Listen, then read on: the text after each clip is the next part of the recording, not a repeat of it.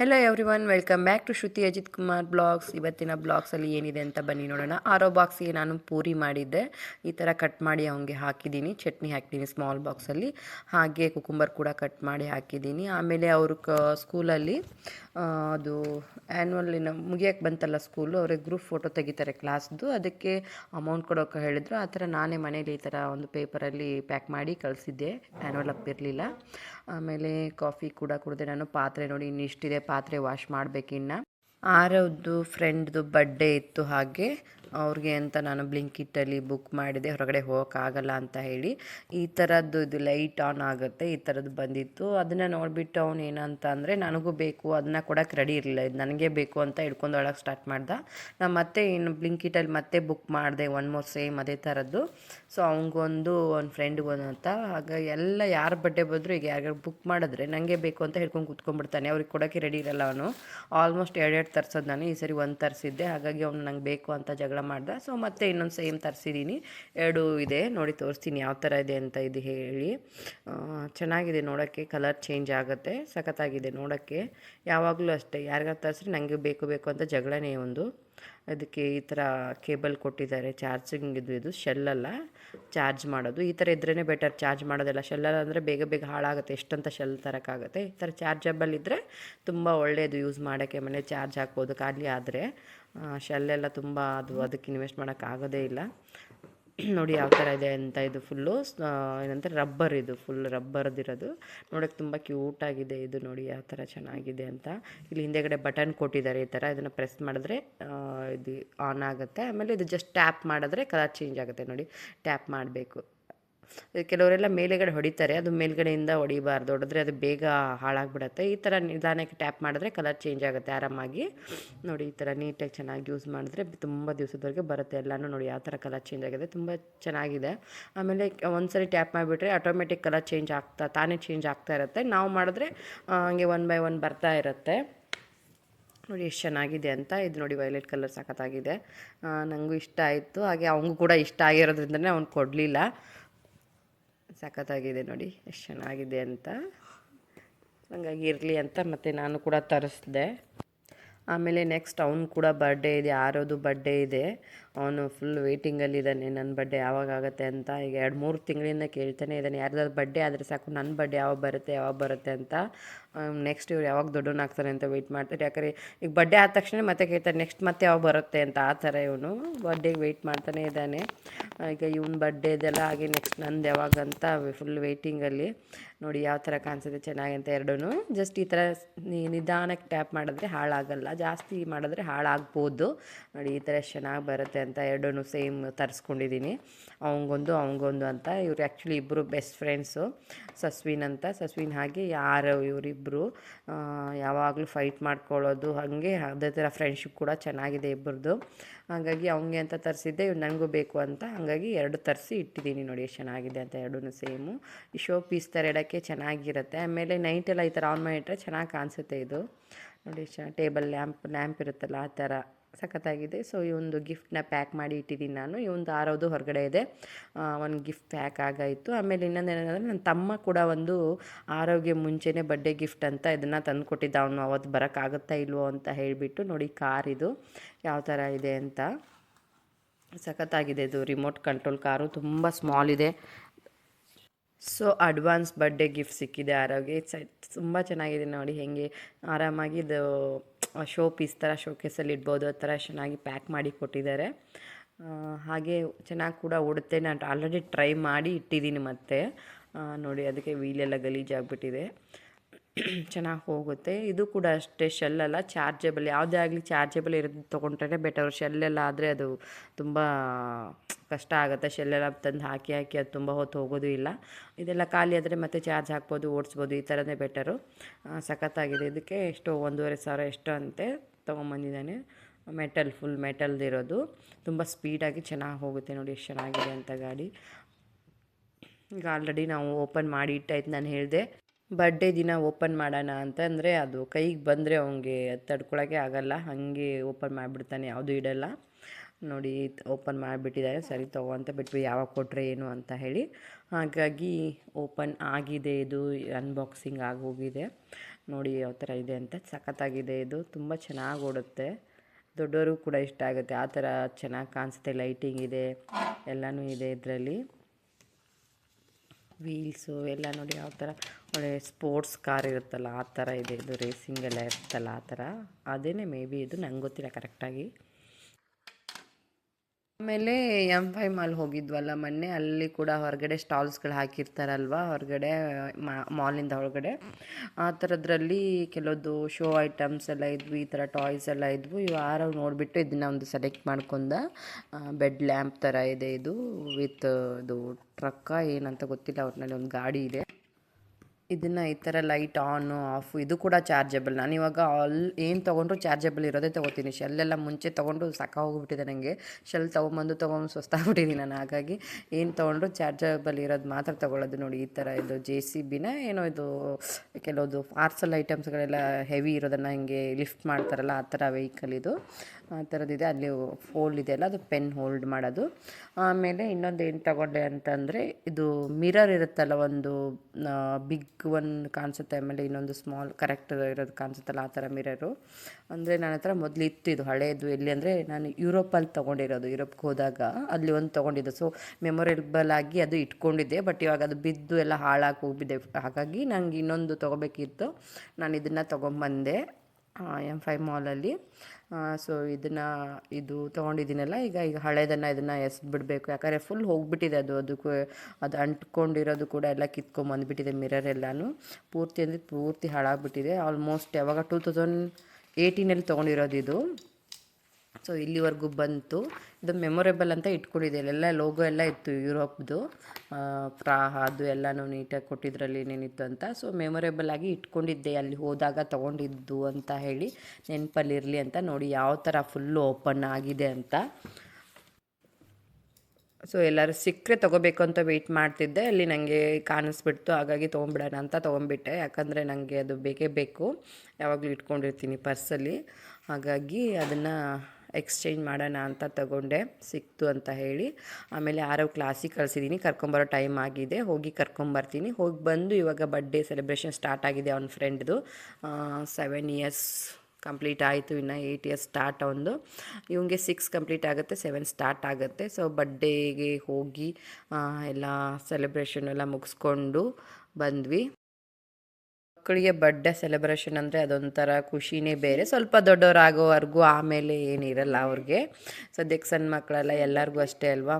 So ಇವ್ರದ್ದು birthday ಮುಗೀತು, ಮನೆಗೆ ತೊಗೊಂಬಂದು ಕೂತ್ಕೊಂಡು ನೋಡಿ ನೀಟಾಗಿ ಎಲ್ಲ ಮ್ಯಾಟೆಲ್ಲ ಹಾಸ್ಕೊಂಡು ಕೂತ್ಕೊಂಡು ತಿಂತಾ ಇದ್ದೇನೆ. ಜ್ಯೂಸು ಮತ್ತು ಡಾಮಿನೋಸ್ದು ತರಿಸಿದ್ರು, ಅದನ್ನು ಕೂತ್ಕೊಂಡು ತಿಂತಾ ಇದ್ದಾನೆ ಆರವು ನೀಟಾಗಿ. ಪೂರ್ತಿ ಏನು ತಿನ್ನಲಿಲ್ಲ, ಒಂದು ಪೀಸ್ ತಿಂದ ಅಷ್ಟೇ ಎದ್ದೋಡೋಗಿ ಆಯಿತು ಅವನು. ಯಾವ ಥರ ಫುಲ್ ದೊಡ್ಡವ್ರ ಥರ ಮ್ಯಾಟ್ ಹಾಸ್ಕೊಂಡು ಇಟ್ಕೊಂಡು ಗ್ಲಾಸಲ್ಲೆಲ್ಲ ಜ್ಯೂಸ್ ಎಲ್ಲ.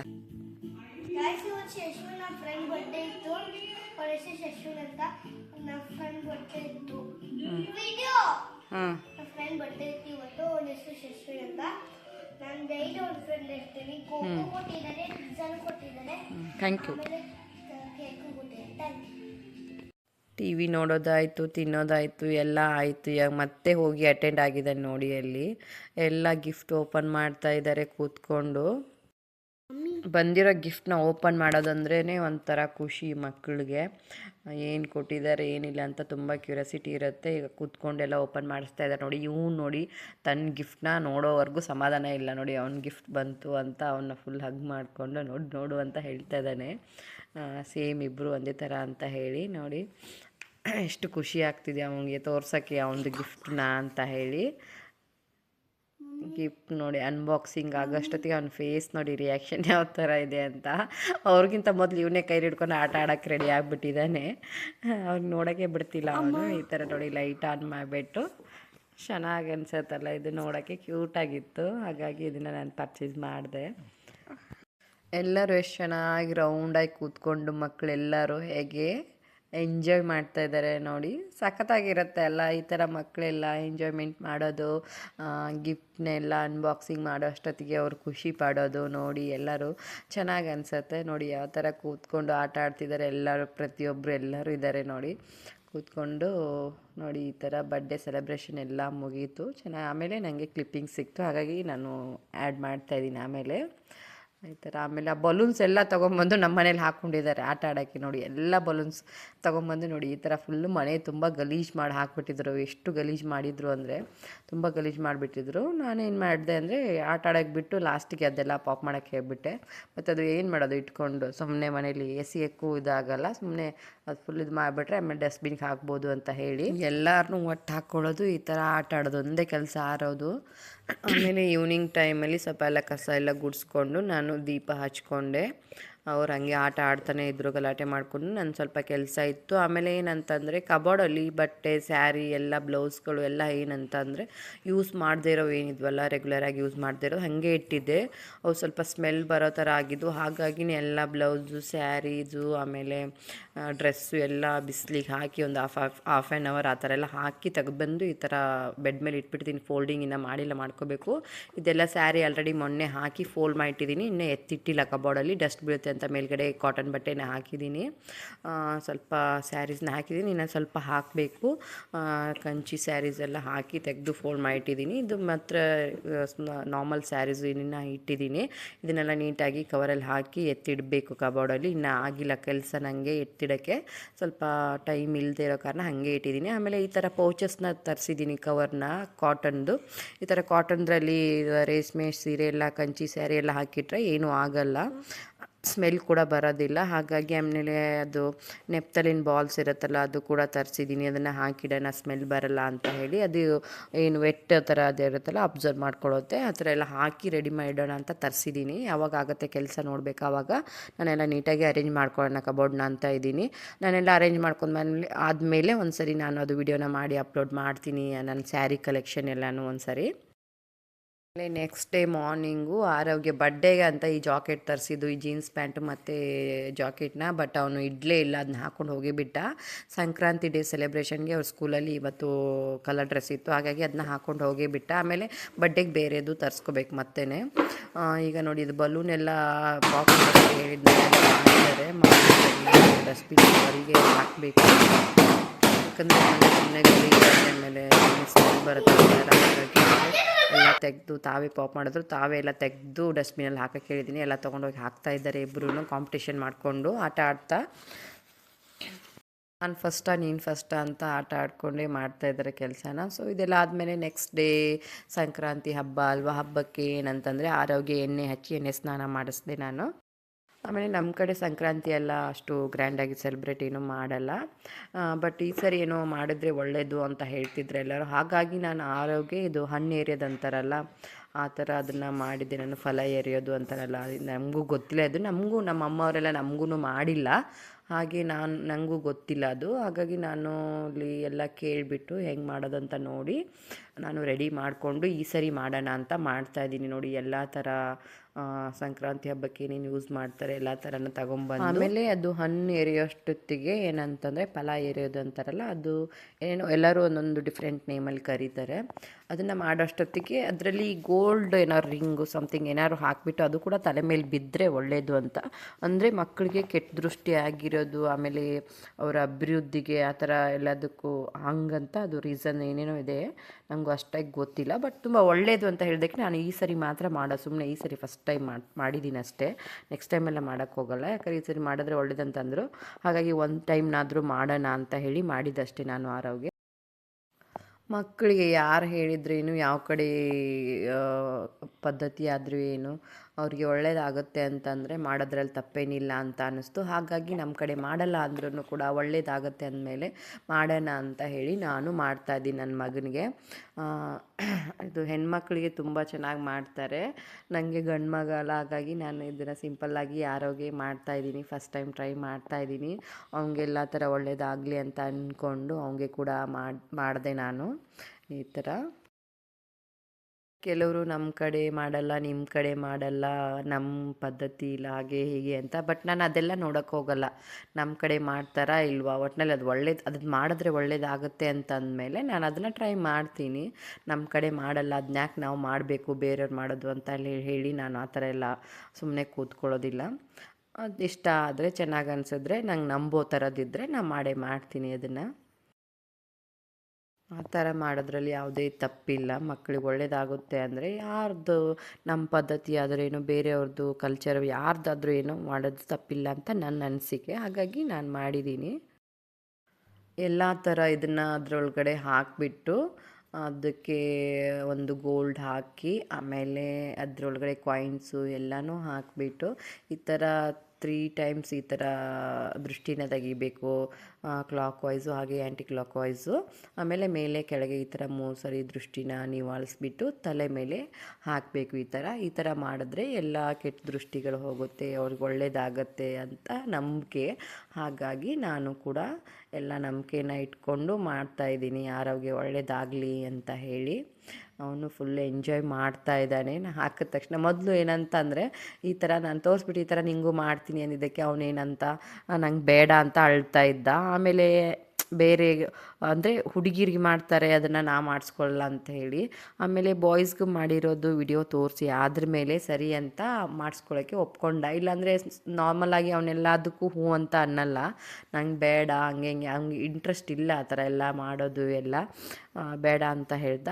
ವಿಡಿಯೋ ತೋರಿಸಿದ ಮೇಲೆ ಓಕೆ ಅಂತ ಏನೋ ಒಪ್ಕೊಂಡು ಕೂತ್ಕೊಂಡಿದ್ದಾನೆ. ಅದು ಹಾಕಿದ್ರ ಮೇಲೆ ಅದೆಲ್ಲ ರೆಡಿ ಮಾಡಿದ್ರ ಮೇಲೆ ಅವನಿಗೆ ಚೆನ್ನಾಗಿ ಅನ್ನಿಸ್ತು. ಆಮೇಲೆ ಕೂತ್ಕೊಂಡು ಎಂಜಾಯ್ ಮಾಡಿಕೊಂಡು ನಗಾಡಿಕೊಂಡು ಮಾಡಿಸ್ಕೊಂಡ. ಸೊ ಆವಾಗ ಫುಲ್ ಖುಷಿಯಾಗಿಬಿಟ್ಟ. ಅದು ತಲೆ ಮೇಲೆಲ್ಲ ಹಾಕೋದೆಲ್ಲ ನೋಡಿ ಅವನಿಗೇನೋ ಚೆನ್ನಾಗಿ ಅನ್ನಿಸ್ತು. ಸೊ ನನಗೆ ಕೂಡ ಖುಷಿ ಆಯಿತು. ಈ ಥರ ನಾನು ಸಂಕ್ರಾಂತಿ ಹಬ್ಬದಲ್ಲಿ ಈ ಥರ ಸೆಲೆಬ್ರೇಟ್ ಮಾಡಿಕೊಂಡೆ. ಆಮೇಲೆ ಇದು ಫಲ ಎಲ್ಲ ಎರೆದ ಮೇಲೆ ಅಂದರೆ ಇದೆಲ್ಲ ತಲೆ ಮೇಲೆ 3 ಸತಿ ಈ ಥರ ದೃಷ್ಟಿನ ತೆಗೆದು ಹಾಕಿ ಆದ್ರ ಮೇಲೆ ಈ ಥರ ಆರತಿನ ಮಾಡಬೇಕು. ಆರತಿನ ಮಾಡಿ ಕುಂಕುಮನ ಹಚ್ಚಿ ಆಮೇಲೆ ಅವ್ರಿಗೆ ಒಳ್ಳೆಯದಾಗಲಿ ಅಂತ ಹೇಳಿ ಅಕ್ಷತೆ ಕಾಳನ್ನ ತಲೆ ಮೇಲೆ ಹಾಕಬೇಕು.